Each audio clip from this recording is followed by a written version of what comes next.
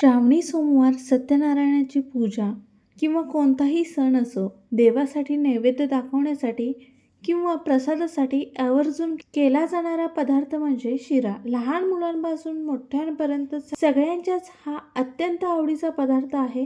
पण अनेकदा घरच्या घरी हा प्रसादाचा शिरा बनवताना तो हवा तसा मौसूत होत नाही किंवा थंड झाल्यावर कडक होऊन जातो. प्रसादाचा शिरा अगदी दाणेदार, मऊ आणि मधासारखा गोड व्हावा यासाठी काही महत्त्वाच्या टिप्स माहीत असणे खूप गरजेचे आहे. शिरा बनवताना रवा नीट भाजला नाही, पाणी योग्य प्रमाणात घेतले नाही किंवा साखर घालण्याची वेळ चुकली तर शिरा कोरडा, गुठळे असणारा किंवा चिकट होऊ शकतो. प्रसादाचा शिरा अगदी मऊसूत, खमंग, सुगंधी आणि तोंडात टाकताच विरघळणारा हवा असेल तर भाजण्यापासून तूप, दूध आणि साखरेचे प्रमाण योग्य ठेवण्यापर्यंतच्या या खास टिप्स आज आपण पाहणार आहोत. त्यासाठी व्हिडिओ शेवटपर्यंत नक्की पहा. नमस्कार मंडळी, मी ऋतुजास रेसिपी मराठीमध्ये तुम्हा सर्वांचे खूप खूप मनापासून स्वागत. आज आपण सत्यनारायणाच्या प्रसादाचा शिरा परफेक्ट प्रमाणात बनवणार आहोत. प्रसादाचा शिरा सव्वाच्या प्रमाणात केला जातो. अगदी मऊ, रसरशीत, दाणेदार प्रसादाचा शिरा पारंपरिक पद्धतीने कसा बनवायचा ते आज आपण पाहणार आहोत. तर यासाठी आपण जे काही साहित्य लागणार आहे ते पाहूया. त्यासाठी 1 वाटी आपल्याला साहित्य मोजण्यासाठी घ्यायचे आहे आणि त्याच वाटीने आपल्याला सर्व साहित्य सव्वा वाटीच्या प्रमाणात मोजून घ्यायचे आहे. तर इथे मी ही लहान वाटी साहित्य मोजण्यासाठी वापरलेली आहे. या वाटीच्या प्रमाणात सव्वा वाटी इतका हा रवा घेतला आहे. प्रसादाला नेहमी बारीक रवा वापरावा, म्हणजे प्रसाद छान मऊसूत होतो आणि बराच वेळ मऊ राहतो. तसेच सव्वा वाटी आपण साखर घेतली आहे आणि सव्वा वाटी तूप इथे घेतलं आहे. तूप मोजून घेताना ते वितळून घ्या, ही अवश्य काळजी घ्या. आता आपण इथे हे ड्रायफ्रूट्स घेतले आहेत.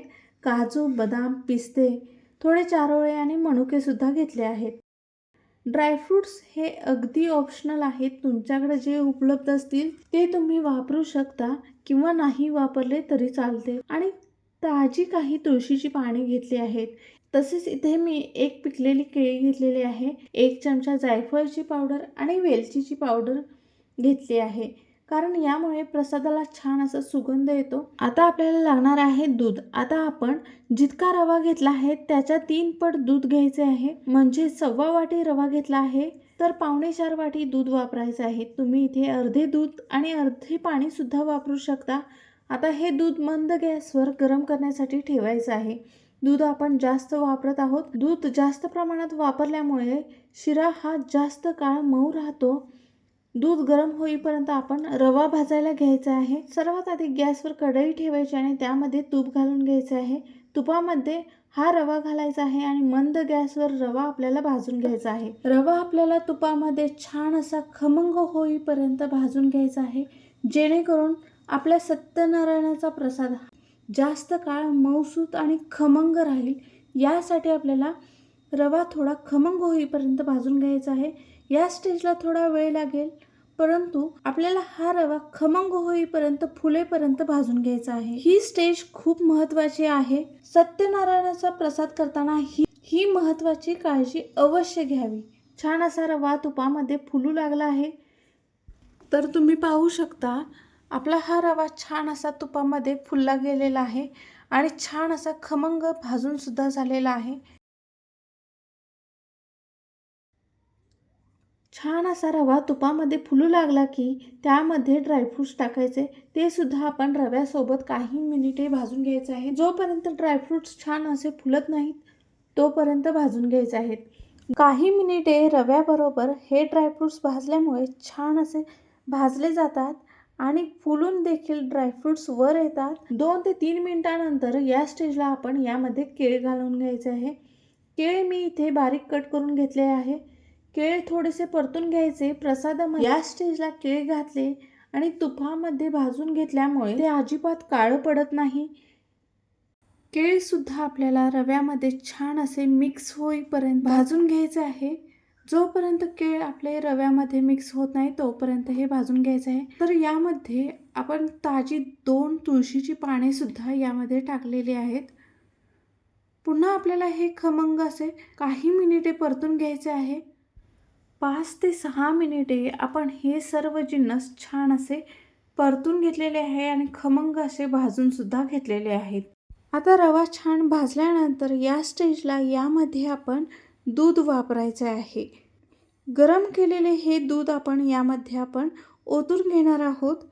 गरम दूध घातल्यानंतर थोडे मिक्स करून घ्यायचे आणि झाकण लावून छान वाफ काढून घ्यायची आहे, म्हणजे रवा छान फुलून येईल. काही मिनिटे झाकण लावून आपल्याला याला छान अशी वाफ काढून घ्यायची आहे, म्हणजे रवा आपला छान फुललेला दिसेल. झाकण काढून घेऊया.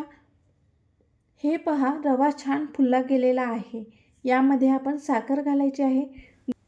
आता यामध्ये आपण साखर घालून घेणार. साखर घातल्यानंतर पुन्हा आपल्याला काही मिनिटे परतून घ्यायचं आहे. जोपर्यंत यामधील साखर विरघळत नाही तोपर्यंत आपल्याला परतून घ्यायचं आहे.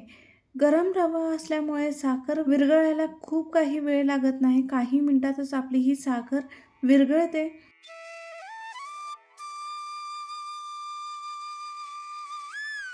तर साखर विरघळल्यानंतर यामध्ये आपण 1 चमचा जायफळ पावडर आणि 1 चमचा वेलची पूड सुद्धा घातलेली आहे. काही मिनिटे पुन्हा परतून घ्यायचे आहे.